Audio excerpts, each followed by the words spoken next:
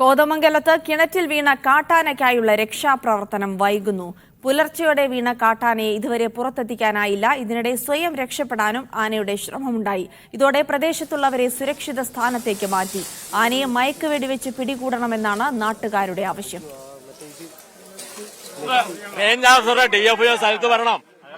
അവർ ആനനെ രഹസ്യമായിട്ട് കയറ്റിവിടാൻ ആൾക്കാരിയാവും. ഇവിടെ ജനസംഖ്യയുള്ള ഏറിയ ഈ ആന കയറി കഴിഞ്ഞാൽ പോണമായിരിക്കും ഇഷ്ടംപോലെ പണിക്കാരുണ്ട്, അവരെ കൊല്ലും.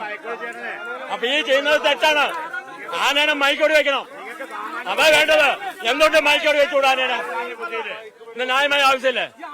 ഈ ആനകൾ എത്ര പേര് ചത്തുപോകും? ഇവിടെ ആൾക്കാർ ചത്തിരിക്കും. ഫോറസ്റ്റുകാര് മഹാലമ്പാണ്. DFO മൈൻഡ് ചെയ്യുന്നില്ല. അവർ വിവരം പറയട്ടെ. ഞങ്ങളെ നാട്ടുകാരെ ഞങ്ങളെ മൊത്തം ഞങ്ങൾ അനുഭവിക്കുന്ന ആൾക്കാരെ മൊത്തം ഇവിടെ നിസ്സാര വിഷയമൊന്നുമല്ല.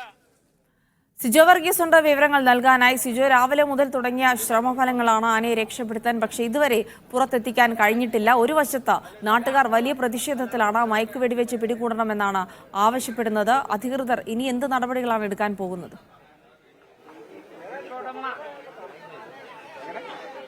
ജിൽസി മനുഷ്യ വന്യജീവി സംഘർഷം സംസ്ഥാനതല ദുരന്തമായി തന്നെ പ്രഖ്യാപിച്ചിട്ടുള്ള സാഹചര്യത്തിൽ അതിനുള്ള മുൻകരുതലുകൾ ദുരന്ത നിവാരണ അതോറിറ്റിയുടെ ഭാഗത്തു നിന്ന് സ്വീകരിച്ച ശേഷമാണ് ഇപ്പോൾ ഈ ആനയെ കരയ്ക്ക് കയറ്റാനുള്ള ശ്രമങ്ങൾ നടക്കുന്നത്. അതിന്റെ ആദ്യപടി എന്ന നിലയിലാണ് ഈ ആന വീണ കിണറിന്റെ പരിസരത്ത് നിന്നും ആളുകളെ ഒരു ദൂരത്തേക്ക് മാറ്റിയിട്ടുണ്ട്. അതിനുശേഷം ഉന്നത തല ഉദ്യോഗസ്ഥരുമായി കൂടിയാലോചനകൾ നടത്തിയ ശേഷം ഈ രണ്ട് മാർഗങ്ങളാണ് വനംവകുപ്പ് ഉദ്യോഗസ്ഥരുടെ മുൻപിലുള്ളത്. ഒന്ന്, ഈ കിണറിന്റെ ഒരു വശം ഇടിച്ച ശേഷം ആനയെ അവിടെ നിന്ന് കരയ്ക്ക് കയറ്റി കാട്ടിലേക്ക് തുരത്തുക എന്നുള്ളതാണ്. അതിന്റെ പ്രായോഗിക തലങ്ങളെല്ലാം തന്നെ പരിശോധിച്ചു വരികയാണ്. വലിയ രീതിയിലുള്ള പ്രതിഷേധം നാട്ടുകാരുടെ ഭാഗത്തുനിന്നുണ്ട്. കാരണം മണിക്കൂറുകളായി ഈ കിണറ്റിൽ കഴിയുന്ന ഒരു ആനയാണ്. ഏതാണ്ട് പുലർച്ചെ 1:30 ഈ ആന കിണറ്റിലേക്ക് വീഴുന്നത്.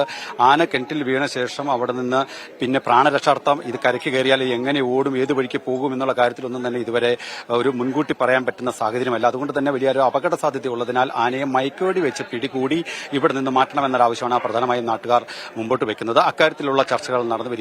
പ്രധാനമായും ആളുകൾ പറയുന്ന ഒരു കാര്യം, ഈ ആന മുമ്പും ജനവാസ മേഖലയിൽ ഇറങ്ങിയിട്ടുണ്ട്. കോട്ടപ്പാറ വനമേഖലയിൽ നിന്നാണ് ആന ഈ വടക്കും ഭാഗം വാവേലി തുടങ്ങിയ ഭാഗങ്ങളിലേക്കെല്ലാം എത്തുന്നത്.